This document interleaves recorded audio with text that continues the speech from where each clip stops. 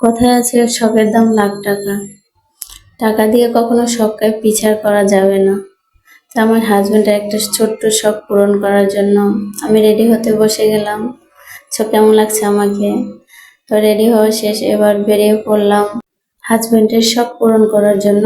আমি আর আমার বান্ধবী। নিশ্চয়ই সবাই মনে মনে ভাবছেন যে কি শখ পূরণ করার জন্য দুই বান্ধবী বেরিয়ে পড়েছে।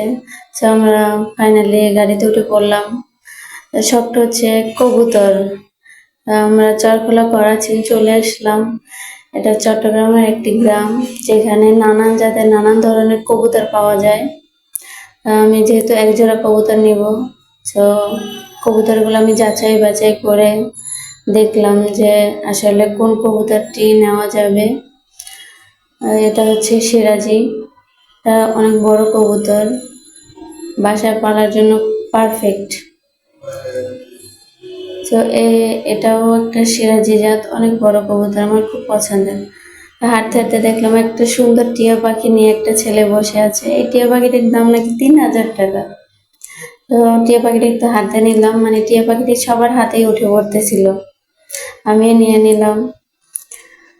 আরো অনেক ধরনের পাখি আছে এখানে, পাখিগুলো অনেক সুন্দর। সো ঘোরাঘুরির পর এই লাল কবুতর জোড়া আমার খুব পছন্দ হলো।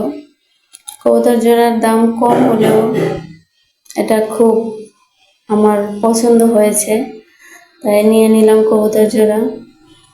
তো লাস্টলি কবুতর জোড়া তাদের বাসায় শিফট করে দিলাম। আমার কবুতর জোড়া কেমন লেগেছে জানাবেন সবাই।